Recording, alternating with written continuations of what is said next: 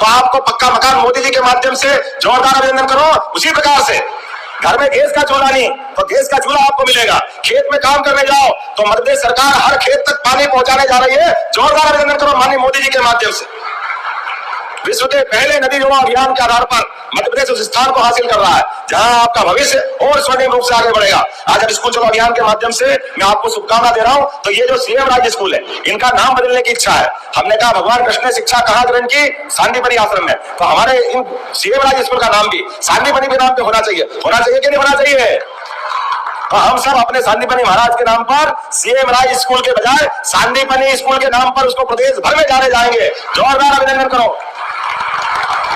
यह उस काल को हमको याद दिलाएगा जिस काल में जिस गुरुकुल से निकल करके आचार्य सांदीपनि ने अपने शिष्य को शिक्षा दी, लेकिन वो शिष्य की शिक्षा उनके जीते जी आश्रम का स्थान उज्जैन में था, इसलिए उज्जैन में उनकी शिक्षा कराने के लिए पहुंचाया। अब आप अंदाज लगा लो स्कूल के कई उदाहरण हमको आपको सबको जीवन में काम आएंगे।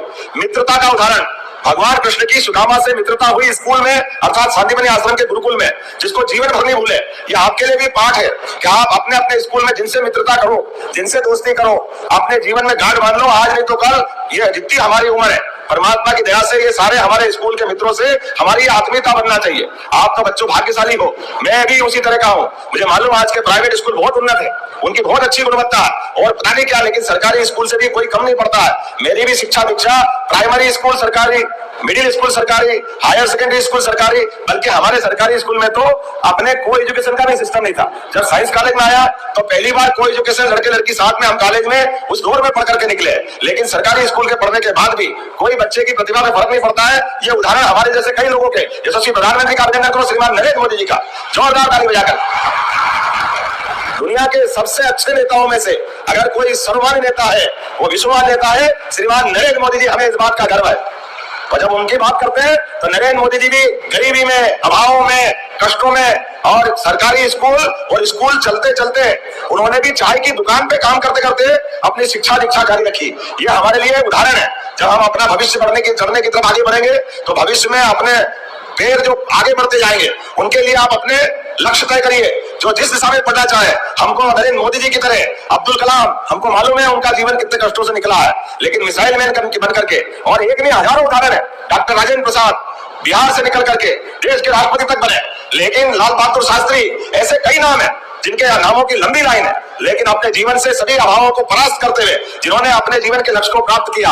हम सब सौभाग्यशाली हैं। आज यशस्वी प्रधानमंत्री के नेतृत्व में जिस प्रकार का समय चला है, इस समय का हम सदुपयोग करें, क्योंकि मित्रों आपका जीवन आपके परिवार, समाज, प्रदेश उनके लिए तो है ही, देश के लिए भी है, लेकिन देश से आगे बढ़ करके दुनिया आपका इंतजार कर रही है। मैं आपको शुभकामना देना चाहता हूं, आप आगे बढ़े, दुनिया में सबसे अच्छे बने, देश का नाम आगे बढ़ाए, प्रदेश का नाम आगे बढ़ाए। हमारे अपने लिए यशस्वी प्रधानमंत्री के नेतृत्व में जिस प्रकार का समय चल रहा है, मैं आपके बीच दो चार बातें और करना चाहूंगा।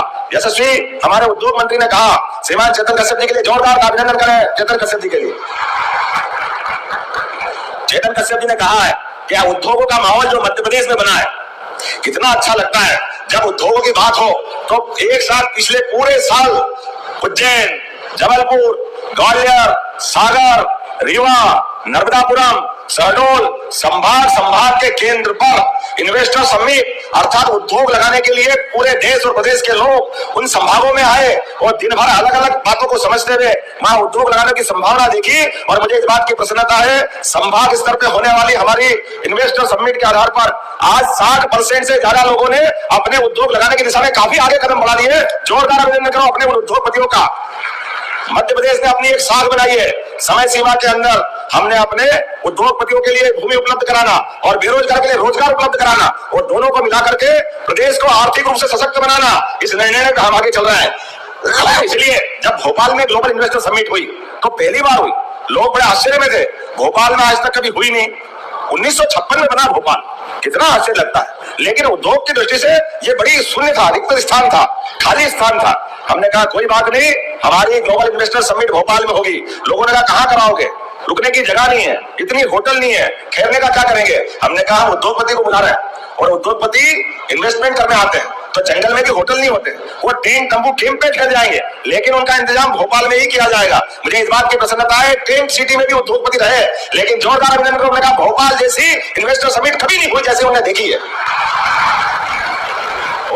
सुहागा तो तब हो गया जब उद्योगपति तो छोड़ो, देश के प्रधानमंत्री भी पहली बार राजभवन में हमारे बीच भोपाल में रात गुजार रहे हैं। जोरदार अभिनंदन करो नरेंद्र मोदी जी का। तो आज ये बदलते दौर का मध्य प्रदेश है और बदलते दौर का देश है। ऐसे समय में क्या उद्योगपति, क्या मुख्यमंत्री, क्या प्रधानमंत्री, क्या सारे मंत्री, क्या अधिकारी, हम और आप सब मिलकर के इस प्रदेश को आगे बढ़ाने का हम संकल्प ले रहे हैं। तो हमारे प्रदेश को आगे बढ़ाने का संकल्प आज हम ले रहे हैं और कल आपकी जवाबदारी है। ये हमारे आज स्कूल चलो अभियान के माध्यम से 1 से 8 क्लास तक के बच्चों के लिए जिस प्रकार से आपने रचना बनाई है, मैं इस बात की प्रसन्नता करूंगा कि जिस आधार पर आपने बच्चों को औपचारिक स्कूल में ले जाने के लिए जो योजना बनाई वो अद्भुत बनाई। अच्छी आदतों के बलबूते पर, स्वच्छता के आधार पर बच्चों पढ़ो भी आगे, बढ़ो भी आगे, लेकिन खेलो कूदो भी कस के।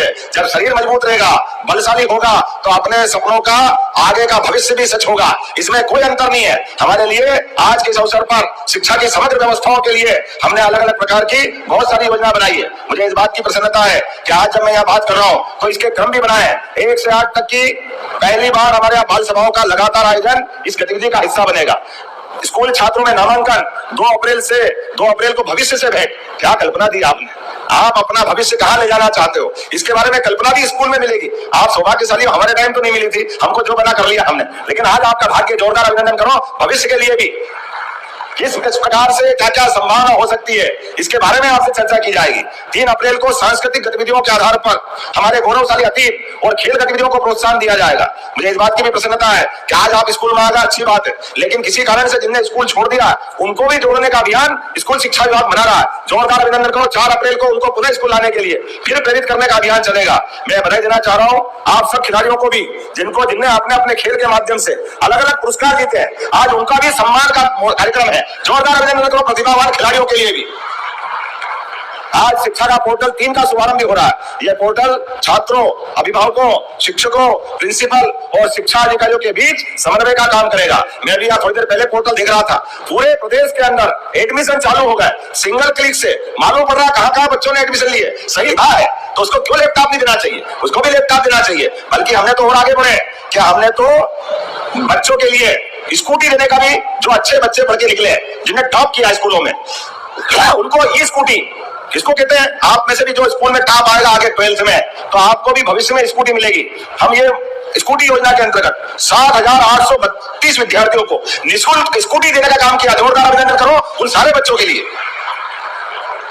अब जो बच्चे 12th पास हो जाए उनको तो स्कूटी मिले, लेकिन जो बच्चे स्कूल में जा रहे हैं और वहां छोटी है, तो साइकिल भी तो व्यायाम का काम करती है, करती कि नहीं करती है, तो साइकिल भी मिलना चाहिए।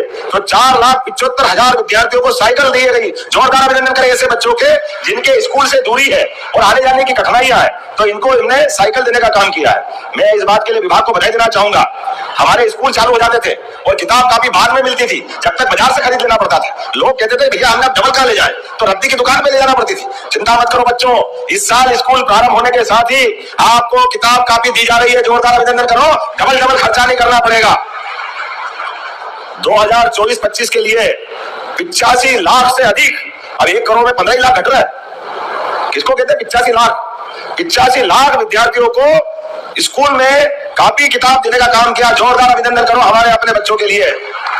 और इसका भी डिटेल आंकड़ा है, 1 से 8 तक के 63 लाख और 9 से 12 तक के 21 लाख विद्यार्थी इसमें शामिल है। मुझे इस बात की प्रसन्नता है, केवल किताब कापी नहीं दे रहे हैं, हमारे बच्चों के जो सुपर 100 में है उनके लिए कोचिंग करा करके वो इंजीनियर बने, डॉक्टर बने और आगे बढ़े। तो हमने उनकी भी अलग अलग प्रकार की कोचिंग क्लासेस चलाई, जिसके माध्यम से हमारे बच्चे मेंस, जेईई मेंस में 50 और एडवांस में 10 और नीट में 83 विद्यार्थी अर्थात डॉक्टर बनने के लिए आगे बढ़े। जोरदार अभिनंदन करो हमारे अपने इस अभियान के लिए भी। जब हम अपने स्कूल की बात कर रहे हैं, स्कूल में दी जाने वाली सुविधाओं की बात कर रहे हैं, तो हमारे लिए सीएम राइज स्कूल, जिसमें सभी प्रकार की चीजों को जोड़ करके बहुत अद्भुत कल्पना की गई है। लेकिन एक नाम खटकता है, इसका नाम सीएम राइज। अंग्रेज तो चले गए या मानसिकता तकलीफ दी जाती, क्या मालूम क्या चक्कर है। अरे नया साल है तो क्या गुड़ी के पड़वा में नया साल बना। जोरदार अभिनंदन करें अपने नए साल विक्रम उत्सव के अवसर पर।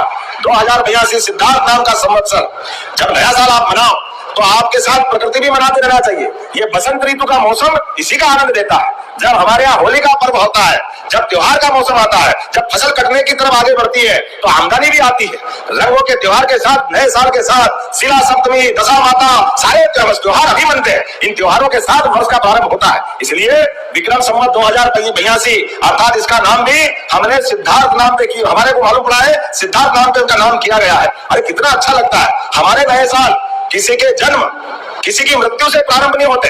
नया साल चालू करने के लिए राजा का दायित्व है।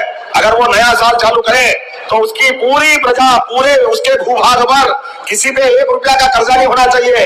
ये हमारे लिए नया साल चालू करने का मतलब ये पुरुषार्थ है, ये हमारी परंपरा है, ये गौरव है। और विक्रमादित्य ने जब नया साल विक्रम संवत चालू किया तो सबका कर्जा अपने खाते से, सरकार से देकर के सबका कर्जा माफ किया था। तो संवत चालू हुआ, इसको विक्रम संवत